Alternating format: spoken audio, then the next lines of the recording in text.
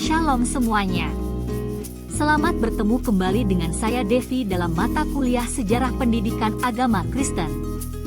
Pada pertemuan kedua ini, tujuan yang ingin dicapai adalah mahasiswa mampu menganalisis sumbangan tokoh-tokoh penting dalam pendidikan agama Kristen pada masa kuno. Model pembelajaran yang digunakan pada pertemuan siang ini adalah discovery learning dengan menggunakan metode small group discussion. Materi yang akan dibahas pada siang ini adalah dasar pendidikan agama Kristen pada masa kuno. Saya harap kalian mendengar dan menyimak dengan baik penjelasan yang ada pada video ini. Sebagaimana yang sudah kita pelajari bersama bahwa jejak sejarah pendidikan agama Kristen bermula dari zaman gereja mula-mula, di mana sekolah dan biara menjadi pusat pembelajaran dan transmisi nilai-nilai Kristiani. Perkembangannya kemudian membawa pendidikan Kristen ke dalam era universitas di abad pertengahan. Namun dasar pendidikan agama Kristen sudah ada sejak masa kuno. Kita tahu bahwa persekutuan Kristen mengambil dasar agama Yahudi sebagai dasar iman Kristen. Namun yang perlu diingat bahwa kehidupan orang Kristen tidak hanya dipengaruhi oleh hal-hal yang bersifat Yahudi saja. Kehidupan orang Kristen pada kenyataannya juga dipengaruhi oleh dua kebudayaan lain yakni Yunani dan Romawi. Mengapa demikian? Alasan pertama yaitu karena orang-orang Kristen pertama dibesarkan dalam negeri yang telah dipengaruhi oleh kebudayaan Yunani sekitar 200 tahun lamanya. Hal ini terlihat dari hidup mereka yang tampak melalui gaya berpikir mereka, bahasa yang digunakan. Alasan yang kedua yaitu karena mereka juga tinggal dalam negeri yang dikuasai oleh tentara Romawi yang memberikan pengaruhnya pula dalam bidang pemerintahan. Singkatnya bahwa Yahudi berpengaruh sebagai pembawa dasar agama, Yunani sebagai pembawa bahasa, nilai dan gaya berpikir, dan Romawi sebagai penentu struktur ketertiban umum dan hak sipil.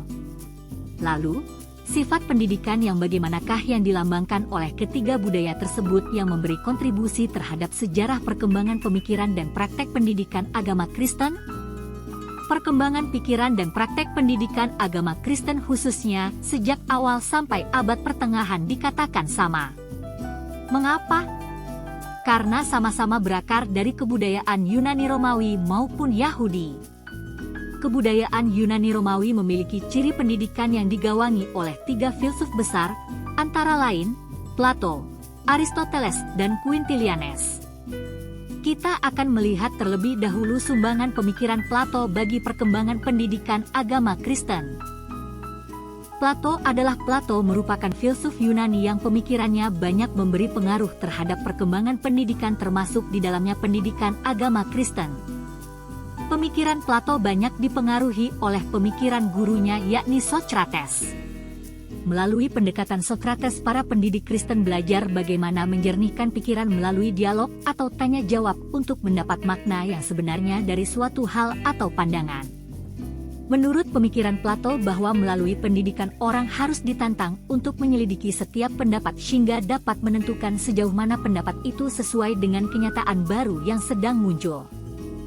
Penyelidikan tersebut dilakukan dengan pendekatan dialektis, dialog yang mendalam sehingga orang mampu keluar dari bayang-bayang dan menemukan arti yang sebenarnya. Menurut pemikiran Plato, pengetahuan itu tidak statis melainkan dinamis sesuai dengan perubahan zaman. Belajar bukan sesuatu yang kaku melainkan fleksibel dengan tetap memperhatikan konteks. Subjek pendidikan menurut Plato hanyalah anak-anak dan muda-mudi dari kaum atasan. Karena menurut refleksi konsep ide bayang-bayang Plato dengan pendidikan agama Kristen yakni konsep Plato tentang kebenaran abadi dan yang nyata dalam dunia ide kemudian digunakan oleh Rasul Paulus dalam karyanya yang mengatakan tentang konsep yang fana dan yang abadi.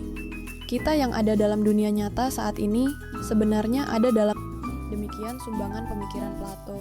Selanjutnya terkait sumbangan pemikiran Aristoteles dan Quintilianes bagi perkembangan pikiran dan praktek pendidikan agama Kristen akan dikaji oleh kelompok yang sudah dibentuk dan dipresentasikan minggu depan. Sampai jumpa, terima kasih.